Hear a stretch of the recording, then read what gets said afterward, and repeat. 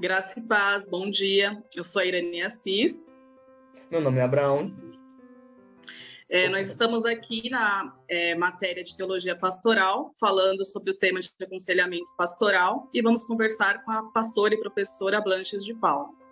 Na verdade, como entender o que é o aconselhamento pastoral? Passo a palavra para a senhora. Para mim, essa é uma das perguntas mais difíceis que existem, né?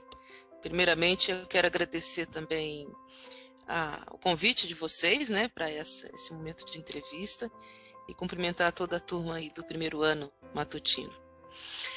O aconselhamento pastoral, vamos dizer assim, ele tem duas dimensões que estão presentes na própria expressão, aconselhamento e pastoral. Então, ele tem uma identidade, porque você tem aconselhamento praticamente em todas as vocações de cuidado com o ser humano, na área da saúde, por exemplo, na área da educação, né, na área social, né. E o aconselhamento pastoral é um diálogo que se estabelece com uma pessoa, duas, três, família, grupo, em que a escuta promove uma possibilidade de ressignificação da vida a partir dos valores do Evangelho.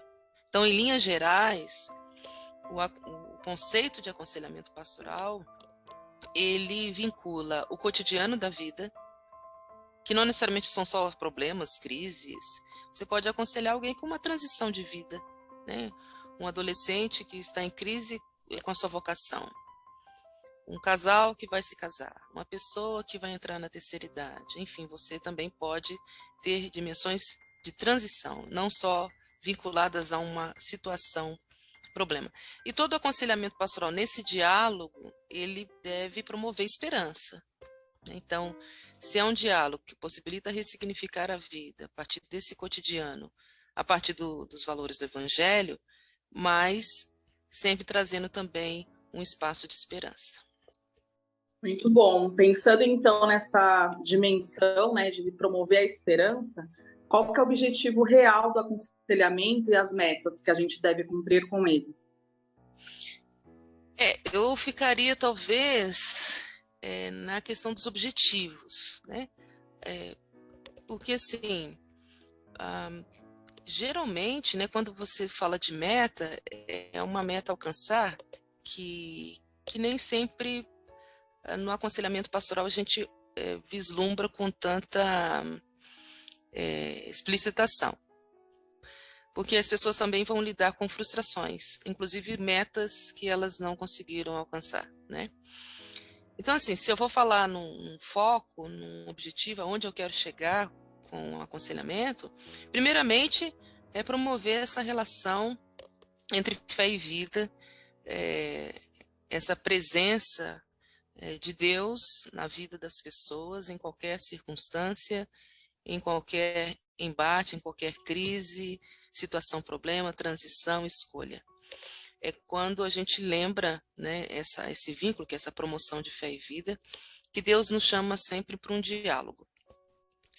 Um segundo momento é justamente oportunizar um espaço-tempo desse diálogo em que a pessoa ali não é para um julgamento, um debate teológico, um estudo bíblico, uma mini pregação, mas é um diálogo, em que esse diálogo ele pode abrir novas perspectivas de vida. Assim como, né, a gente se inspira, como eu falei, nesse convite de Deus, se nós formos ver na Bíblia, existem vários diálogos, momentos em que Deus chamou o seu povo, pessoas individualmente, famílias, em diversas circunstâncias, para um diálogo. Então, esse seria um outro objetivo. E uma outra maneira também de encarar onde a gente quer chegar é também de oferecer um espaço de mudança. O aconselhamento pastoral, ele envolve uma espécie de conversão, de metanoia, de olhar a vida a partir de outro horizonte. Porque às vezes eu estou olhando para um lado, né, diante de todos os problemas ou transições que eu estou vivendo, e eu não consigo ver saída. Mesmo vivenciando uma fé, participando de uma comunidade de fé, orando, lendo a Bíblia, jejuando, enfim, mas eu não consigo ver. Então, é uma forma de mudança de ver as coisas, né? De encarar e de enxergar as coisas. Então, é uma espécie também de conversão. E eu acredito que, por fim, como eu já falei, né? É a oportunidade também que a gente tem de caminhar junto com a pessoa nesse momento específico da vida dela. Oferecendo também aquele clima de boa nova do Evangelho, uma boa notícia, que muitas vezes não vai ser muito vinculada ao que eu gostaria, ou que a outra pessoa gostaria, mas sabendo que no aconselhamento pastoral, o diálogo é a três, né? Porque tem a presença de Deus, né? Então, esse caminhar junto naquele momento e de também trazer essa boa notícia de que a pessoa não está sozinha. Ela pode estar se sentindo sozinha, mas ela tem Deus e tem alguém que promove esse espaço de escuta e diálogo com ela. A senhora disse que o objetivo, né, no caso a meta, do aconselhamento é justamente um diálogo que visa, no caso, a transformação, a mudança de uma perspectiva sobre um determinado problema ou dificuldade. E é interessante notar que a senhora também citou a questão de fazer um acompanhamento, o que sugere até, na verdade, um tipo de relacionamento, ainda que em nível mais superficial. Então, dentro dessa questão, dentro dessa visão de aconselhamento, qual que é o papel daquele que irá ser o conselheiro nessa questão? Uhum.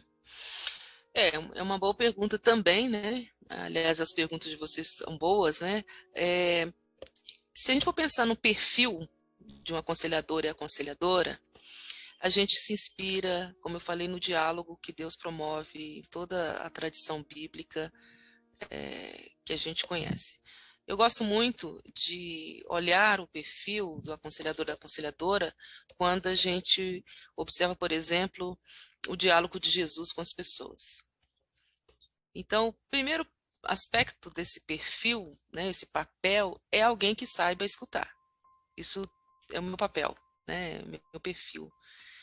Então, isso já nos coloca um desafio muito grande, né? E esse saber escutar aquilo que eu gosto e aquilo que eu não gosto, né? Tem coisas que talvez no aconselhamento são mais difíceis de escutar. Porque a escuta envolve também uma ressignificação, não só de quem está sendo aconselhado, mas quem está aconselhando também. Minha outra dimensão do meu papel é acolher a pessoa como se fosse Jesus, né? Como se fosse Deus acolhendo, né, aquela pessoa para um momento de diálogo. Não é me transformar em Deus, obviamente, mas é me inspirar e ter este modelo, né? Quando você trabalha, por exemplo, essa questão do acompanhamento que você destacou, Abraão, é que o aconselhamento pastoral, ele é uma dimensão de um cuidado pastoral maior. Então, às vezes, o aconselhamento pastoral não vai dar conta de todas as demandas que existem dentro de uma pessoa, ou família, ou casal, enfim. Então, para além disso, existe um cuidado pastoral que seria esse acompanhamento. Então, o meu papel também é discernir quando o aconselhamento pastoral em si não é suficiente e que eu preciso de um acompanhamento e até de outros profissionais de cuidado, como na área de saúde, que precisa também de um espaço de cuidado, né? Então, esse também é meu papel. E outro papel que eu tenho é não criar dependência dos meus aconselhamentos, né? Ao contrário, eu tenho que criar não independência, mas autonomia, ou seja, ajudar a pessoa a tomar uma decisão. Meu papel dentro disso é lembrar dos valores do Evangelho, a partir de que valores que essa pessoa, essas pessoas estão tomando essa decisão, e caminhar com ela nessa trajetória. Nem sempre, e aí é uma outra parte do meu papel, vamos chegar a um senso comum, né? É uma decisão em comum, melhor dizendo, né? Mas eu também tenho o meu papel, embora eu possa orientar, até exortar, chamar atenção para que esse desfecho ou aquele desfecho pode ou não ser o melhor ou não para essa pessoa, mas eu tenho que respeitar a decisão dela, né? Porque o aconselhamento não é uma imposição, é um caminhar junto. Como eu falei, né, na outra pergunta, é um processo de mudança. E nesse processo de mudança a pessoa vai fazer escolhas. E nessas escolhas elas podem ter consequências ruins, boas ou não, né? Então também esse é meu papel. E também de oferecer um espaço em que a pessoa, ela, como eu falei, ela se sinta acolhida, mas também ela possa saber que ela tem uma tarefa. Então eu tenho que ajudar a essa pessoa, lembrá-la que ela tem uma tarefa no aconselhamento, que é justamente essa resposta. O que diante do que nós conversamos você vai fazer? Então eu também tenho que lembrar isso para ela. E está disponível naquilo que for possível, de mesmo ao encerrar o aconselhamento, podermos retomar o diálogo a partir das decisões que ela tomou, em algum momento, né? Os cuidados que a gente deve ter nesse aconselhamento. Tá. Então, o cuidado, primeiro, eu acredito que seja a questão do sigilo, né? É claro que existem especificidades aí, né? Diante do aconselhamento, que há uma excepcionalidade, né? Mas o sigilo, a questão ética, é o princípio geral, né? Eu não posso usar um atendimento que eu fiz como uma ilustração de um sermão, né? Imagina, eu aconselhei uma pessoa antes do culto e no culto eu simplesmente utilizo...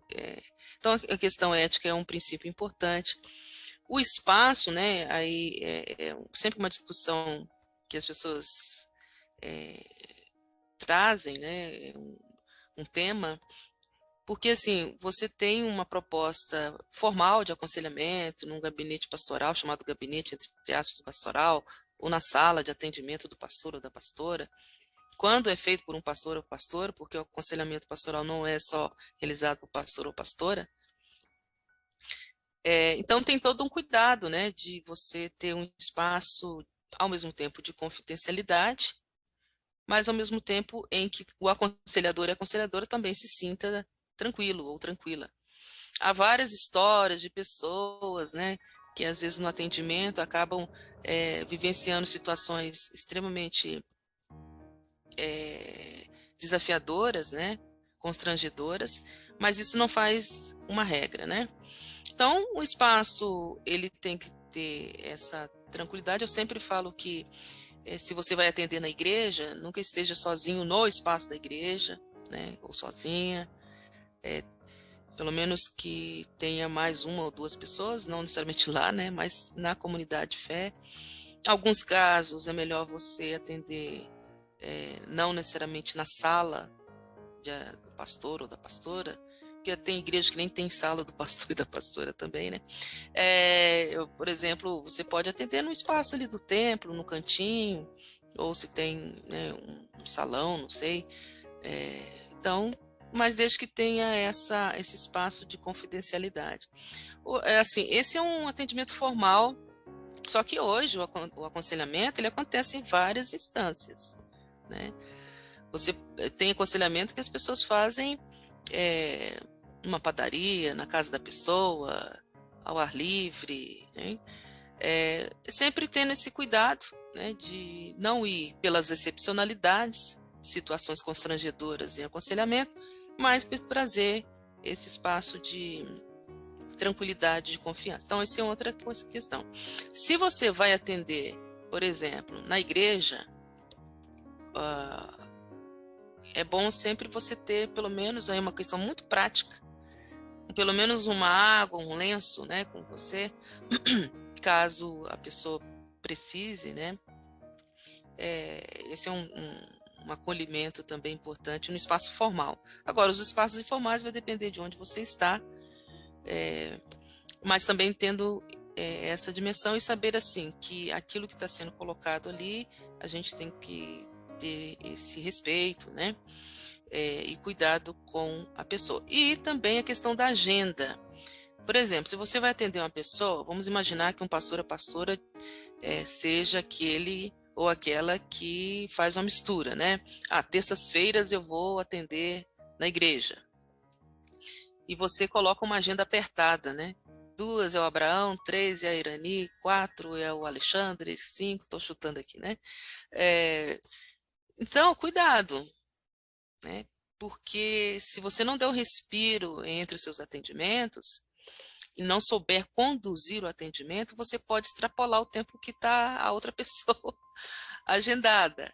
Então, a agenda do pastor ou da pastora, de quem vai aconselhar, precisa ter esse cuidado, especialmente no aconselhamento formal. E saber assim, se você tem um outro compromisso depois, seja numa visita, seja, ou, às vezes você vai encontrar a pessoa numa padaria, enfim.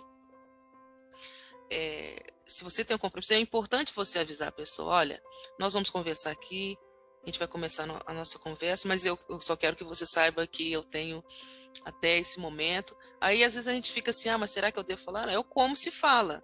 É melhor você falar no início do que falar quando a pessoa está começando a expressar mais, você, olha, eu tenho que sair, né? Então ela já sabe esse tempo.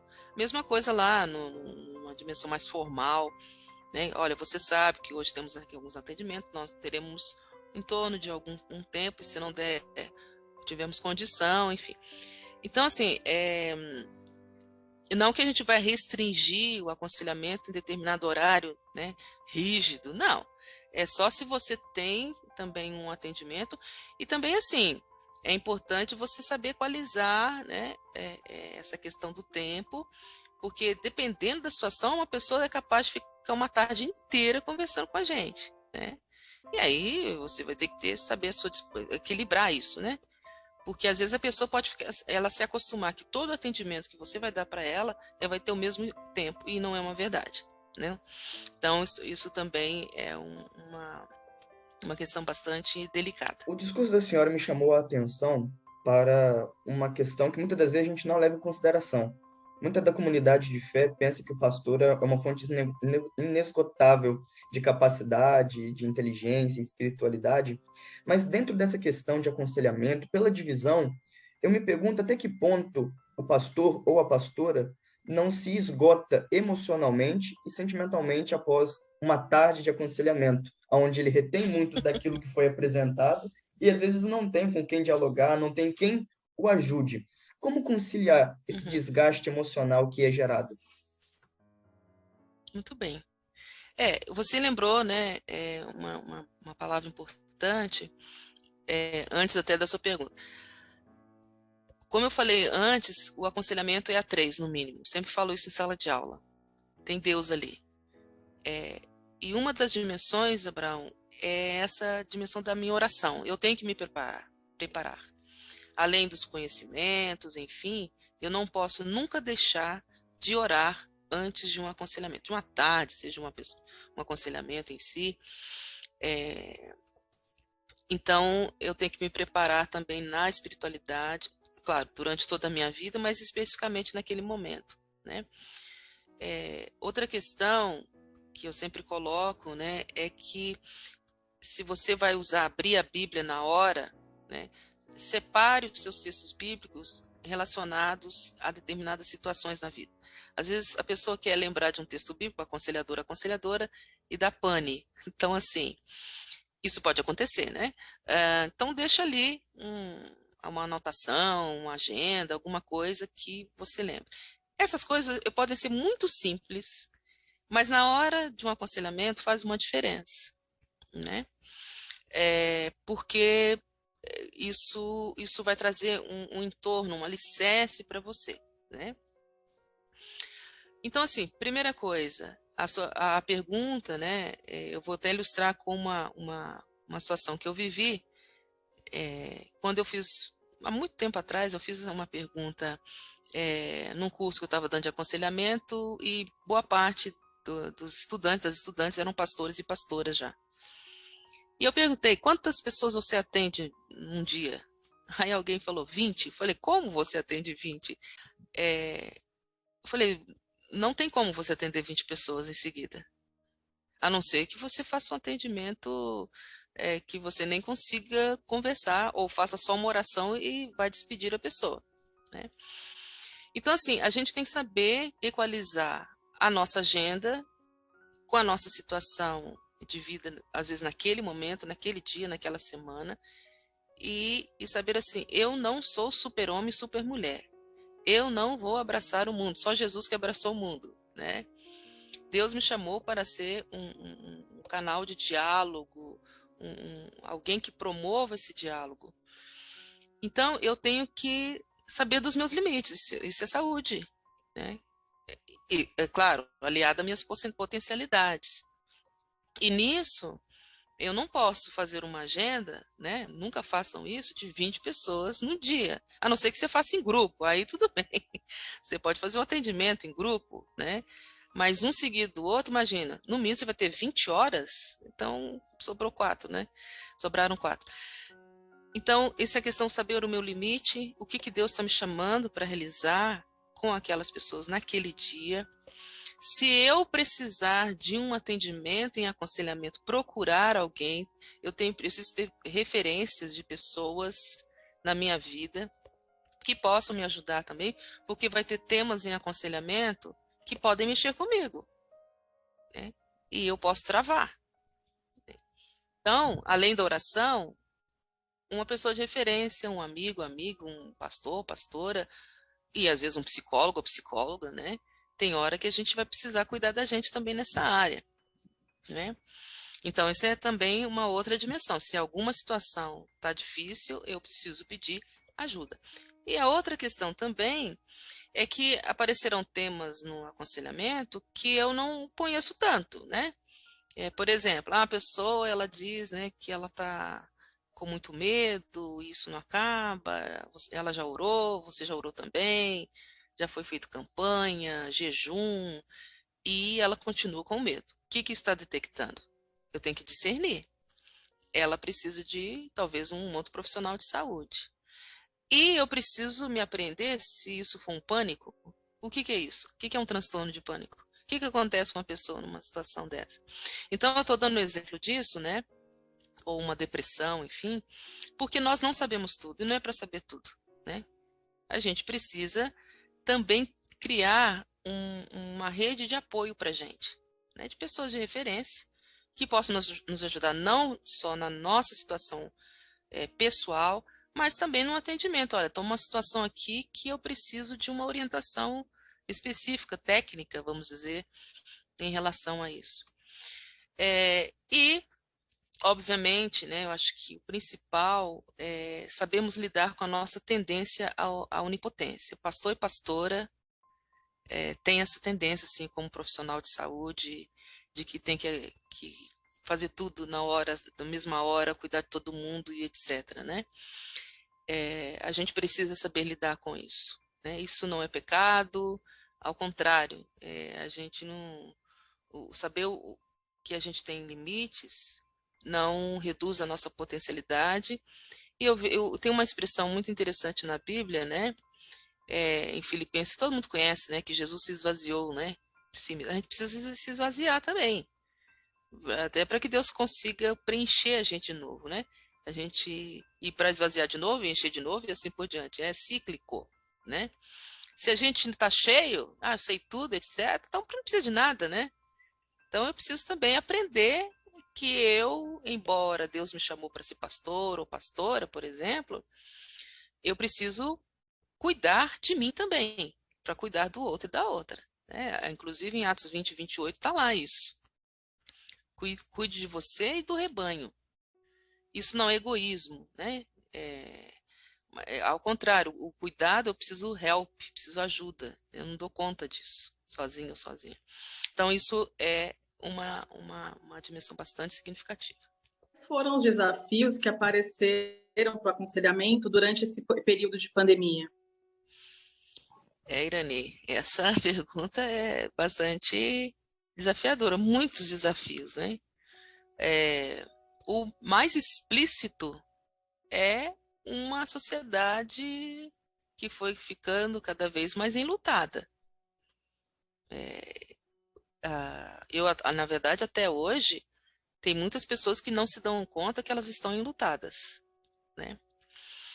Então, o outro desafio é justamente essa questão da presencialidade, né?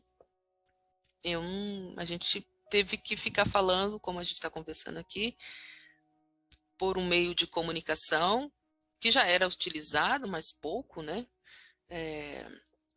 E a gente teve que ser criativo e criativa nessa área, né? De como trazer essa presença. O outro desafio é a demanda.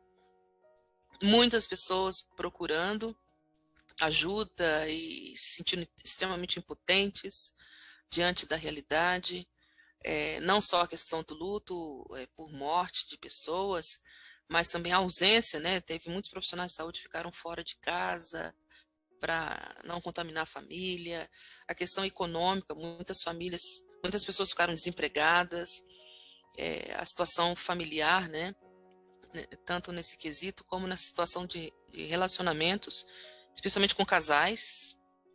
Alguns se fortaleceram, mas também alguns se separaram, né? Quer dizer, presencialidade intensa trouxe problema para algumas famílias, né? Isso também foi um desafio. E de continuar, obviamente, eu acho que toca na vida da igreja, como pregar o evangelho em situações em que você não tem a presencialidade possível, ou 100%, né? Então, assim, em linhas gerais, esses foram os maiores desafios e que reverberaram no aconselhamento, né? Muita gente procurando ajuda e, às vezes, você tendo que trazer uma demanda desafiadora, por exemplo, com pessoas que também não tinham internet ou não tinham acesso, como fazer, né? Então, porque a gente parte do princípio que todo mundo tem internet, mas não é uma verdade, né? Então, ou as pessoas que não sabem mexer com notebook, computador, com celular, e que a gente teve que usar muita criatividade para continuar comunicando com essas pessoas. Ainda tratando dessa questão de saúde, professora, e eu creio que essa será a última pergunta a ser respondida pela senhora, por causa do tempo, qual a melhor forma para conscientizar as pessoas sobre a necessidade de se preocuparem com a saúde integral delas? Essa pergunta, na verdade, ela tem relação com o fato de que na igreja as pessoas pensam que simplesmente buscar a Deus muitas das vezes é suficiente para tratar das suas questões, para tratar dos seus anseios, mas como a senhora, pastora e psicóloga, vê essa questão de procurar ajuda em outros meios, tratar da saúde integral? Essa observação sua, né, de buscar a Deus é suficiente, talvez aí é o como, né? Como que a gente busca a Deus. A expectativa das pessoas orou, resolveu o problema, certo? Vamos pedir muito, você deve orar pelas pessoas, a gente ora muito. Só que existe a parte segunda da oração, a ação, que não é só de Deus, é nossa. Se Deus nos deu recursos, inteligência, discernimento, sabedoria, para ver aqui que outros espaços Deus pode cuidar da gente, nós temos que orar. Eu lembro de uma expressão do bispo Adriel, que hoje é um bispo aposentado, orar com os olhos abertos. O que é que Deus está me mostrando e como cuidar? Então, essa noção de saúde, ela está vinculada à espiritualidade, mas ela se reverbera em outros espaços para além de uma oração e de uma leitura bíblica, além do aconselhamento, enfim. Esse cuidado contínuo, em que Deus pode responder essa oração, por exemplo, através de um médico.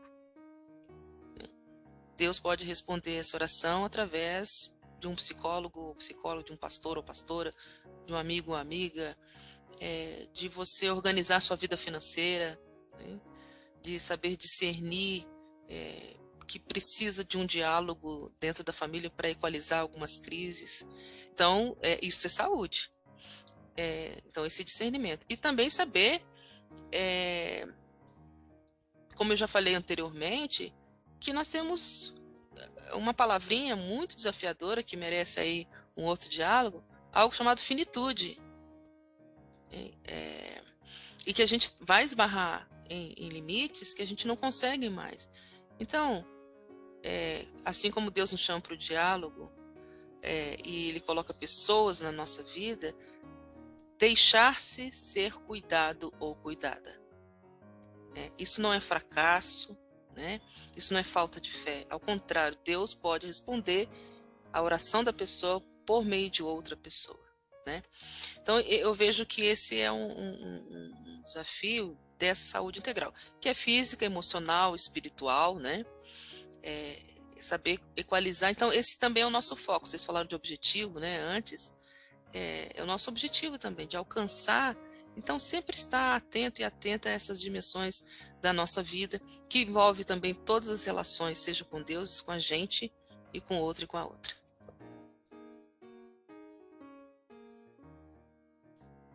Acredito que seja isso. Excelente. Muito obrigada por compartilhar com a gente todo esse conhecimento. Espero que tenhamos aí outras oportunidades para compartilhar também sobre outros temas.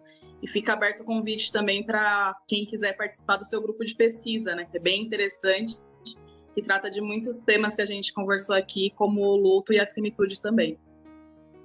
Obrigada, Irani. Obrigada, Abraão.